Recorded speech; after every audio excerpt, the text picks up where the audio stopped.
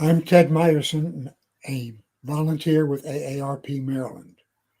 I'm talking with Detective Sean Petty of the Financial Crimes Section of the Montgomery County Police Department.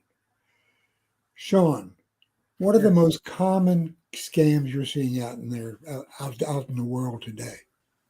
Well, first, it's glad to be with you and everybody that's watching today. But we're seeing a plethora of scams coming across our office. Some of them are actually yielding high dollar losses to victims.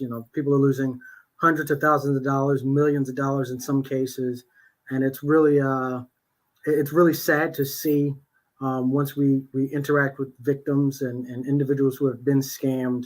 Um, just the prevalence of these scams. It's astonishing. We're seeing everything from cryptocurrency scams. We're seeing romance scams. We're seeing scams where individuals are pretending to be government agencies or government agents from a variety of agencies, and then asking individuals to take their assets and transfer them into either cryptocurrency, or maybe transfer into gold, or go to the bank and withdraw a large sum of money. Um, we're seeing everything that scammers could possibly imagine to come up with. The end goal always to get to somebody's pocket, get to your bank account, get to your money. That's always the end goal. And there's never anything good that comes of it. Well, you talked about people pretending to be somebody else. Yeah. Imposter scams. What what kind of scams are imposter scams? So what we're seeing is we're seeing individuals posing as government agents. Sometimes they're coming as individuals from the FTC. Sometimes they're saying that they're from the FCC, or maybe they're saying they're from the FBI, or any one of the three-letter agencies in Washington, D.C., any number of government, federal, state, or local government agencies. It could be your local sheriff's department. It could be your local police department. Either way, they're coming and they're saying, hey, we're a member of this particular agency, and we're here to help you because you're a victim of identity theft. And lately, we've been seeing this coupled with individuals posing as either scammers from computer services, and they're saying, hey, you've got a virus on your computer. We need to put you in touch with somebody from a federal agency. That's where the fictitious federal agent comes in. And then they're saying, hey, we need you to help us in a case. And lately it's been gold bars. Gold bars have been the hot topic lately, not only within the Montgomery County, Maryland area, but also nationally. We're seeing individuals being contacted by scammers, and the scammers are telling people, we need you to go to your financial institution, take out money, and then go purchase gold bars. And then once you Bars? yeah, gold bars. Where would I purchase gold bars? You'd be surprised as to where you can purchase gold bars. You can actually purchase them from some retailers. You can purchase them from online. You can go to some pawn shops, may have gold bars. We're seeing a large number of individuals that are purchasing it from online, though. So, Sean, let me ask you. Yeah. A scammer calls me up Yep. and induces me somehow or other to go get a gold bar. Yeah. What do I do with it? Well, that's the next part of the scam. So they're going to tell you, go purchase $100,000 worth of gold bars, maybe $150,000 worth of gold bars. And they're going to instruct you to bring, when those gold bars come to your house, to let them know that they've arrived. And because you're a victim of identity theft, they're here to help you out. And so they're trying to convince you that they're the good guys and that they're going to hold on to these gold bars for you as a safekeeping measure. And what they're going to do is they're going to put them in a vault. And at the conclusion of this fictitious criminal investigation, the scammer is going to tell you, hey, we'll give you your stuff back. But that is never going to happen. Sometimes people are convinced that they're going to get a new social security number. Sometimes they're told they're going to get a new identity, that their, prior identity has been compromised. So, these supposed federal agents need to give you a new identity. So you're going to get a new social security number. They may put you in witness protection program. They're going to tell you anything and everything to try to convince you that you need to turn over these now purchased gold bars to them so that they can put them in safekeeping. So how do I get the gold bars to them? Well, they're going to have a courier come and pick them up. So they may have somebody that they identify as a federal agent from maybe the FBI or Secret Service. They're going to send somebody to your house or to a location not too far from you. And they're going to ask you to, go to that individual and put it in that car that they've arrived in. They're not going to ask you to speak to them, or you're not to say anything. There may be a passcode that's exchanged, but there's going to be literally no conversation that's going to be had, because they're going to tell you that, hey, this is a federal agent that you're going to be giving these items to, and they're hoping that you comply. Sean, that seems particularly scary. If I'm scammed Yeah. and asked to send gift cards, that's one thing. Yeah. But if now they know where I live and they're coming to my house, is that a secondary kind of threat? Do I have to worry about physical harm to me? So it's not that you have to worry about physical harm. Part of this scam, part of this entire scheme is that they're going to ask you for certain information. So they may ask you to send them a picture of your vehicle. They may ask you to tell them where you live. They may ask some other personal information so that they can compile, a workup on you. They're trying to get as much information from you to try to convince you to believe that they are the real good guys, when in fact they're not. At the end of the day, they're looking for the cash, they're looking for the gold, they're looking for some type of commodity out of you, whatever they can do to get their hands on something worth money from you. So giving that information absolutely is a safety, concern. We definitely don't want to give information to individuals that you don't necessarily know, that you're meeting for the first time. Even if they're telling you that they're law enforcement, I can guarantee you law enforcement will never ask you or tell you to transfer your money into another commodity for us to come pick it up. That's just not something that we ever will do. Never, ever in the history of ever will we ever do that. So if you get that type of a call, definitely recognize it as a scam. It is a scam 100% through and through. How much money is lost with that kind of a thing? Unfortunately, people can lose millions. We've definitely had some victims here in Montgomery County that have lost, hundreds of thousands of dollars.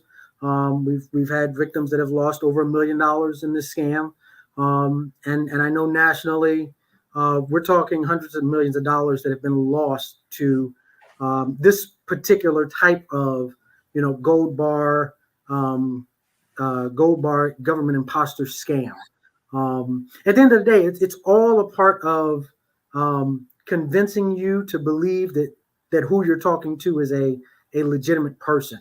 Before, like you said, it used to be gift cards. It used to be go to the store and buy, 100 gift cards, or 10 gift cards, put $100 on each gift card. And then when you get home, you'll read the serial number off to the scammer. That definitely, was generating losses. But what we're seeing now with gold, because of the price of gold, it is nothing to lose $150, $175, $200,000 in one shipment of gold. That's pretty easy to do. Well, what do I do to protect myself? So the first thing is, like I said, law enforcement, whether it's a local police department, sheriff's office, federal government agency, FBI, FTC, FCC, none of us, Secret Service included, none of us will ever call people and tell you you are a victim and we need you to take your money and give it to us. We will never do that. And that is how this scam is perpetrated. That's how the scammer is beginning that conversation. They're saying, hey, you are a victim.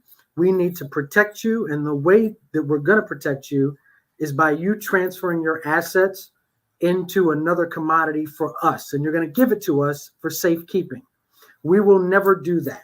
So if you ever get a phone call from somebody that is identifying themselves as a local, federal, or state law enforcement officer, and they tell you, hey, I need you to transfer your assets so we can come pick them up, immediately recognize that as a scam.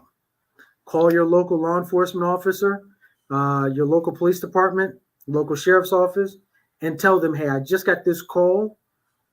I think it's a scam. What should I do? It is okay to ask that question. What should you do? And I can tell you that we will never tell you to do that. We will never tell you to transfer your assets so that we can come and pick it up. So the very first thing you can do is recognize that phone call, and it's okay to hang the phone up. Be empowered to hang the phone up and say, I'm not interested. I'm concluding this conversation, and hang the phone up. I can guarantee you, if that were the real police, if we were genuinely trying to reach out to a victim of identity theft or fraud, we're going to send a letter to you to tell you, hey, this is what we're looking into. We're investigating this. It'll have a case number. It'll have information for you to reach back out to us. There are means and methods for you to identify and confirm that the law enforcement officer that you're speaking with is really a law enforcement officer. So you can always call the non-emergency number and ask, hey, do you have this particular officer on your unit? Like, is this a real person? Is this a real detective with this badge number in this unit? They will let you know yes or no whether or not that's a real person. So there's definitely things that you can do to protect yourself on the front end. On the back end, if it's already happened, if you've already gotten that call, the gold has already been shipped to your house. It's actually sitting in your living room right now, and you're waiting for the scammer to send a courier to come pick it up. Please give us a call right away. Give us a call right away and let us know, hey, this is what I was told. Can I get some guidance on what to do next? We will then let you know what to do. And if you've already gone one step further, and if you've already given the gold to somebody and you're hearing what I'm telling you, this story, it sounds familiar. We also want to know that as well, because we know that there are scams out there that are at least scam victims that exist that may not have contacted the police yet. So if this sounds like something that, you experienced over the past week or past month or maybe last year at some point, give us a call and let us know, because we may not know or we may not be aware that that victim exists. Have you been able to? Things that you can do. Have you been able to arrest any of these guys? Fortunately, we have. Our department has been lucky enough to arrest individuals a part of this scam. We've definitely, it's taken a lot of effort and work, because this is what the scammers do. This is their job. This is they have honed their craft. This is something that they work on and practice on a daily basis. So for us, we have to stay one step ahead of them in trying to arrest and capture them. So in doing so, we have made 2 arrests locally. And I don't doubt for a second that, as we start to see more and more of these cases, we're going to continue to make these arrests, because we know that not only are these individuals perpetrating these crimes against individuals here in the Montgomery County, Maryland area, we know that they are probably connected to other crimes and other victims in other states. And we've certainly been able to identify that with the individuals that we've arrested thus far. So yes, we've made some arrests, but there are certainly more to be made. But the big thing that we want to get out is the educational part. It's recognizing the scam itself, understanding what it is, trying to prevent it from happening in the first place. That's the big thing for us. Wow. Yeah. You've opened my eyes to kind of a scam that I was unfamiliar with. Yeah. And I'm sure that other people will thank you a lot when they get a phone call from somebody that says their social security number has been breached and we're going to save you. They're not going to save you, are they? So I No, want to no, thank not. you. I want to thank you, Sean, for being with me today. Absolutely. It's been most interesting, most informative. Go get them. I appreciate it. Thank you.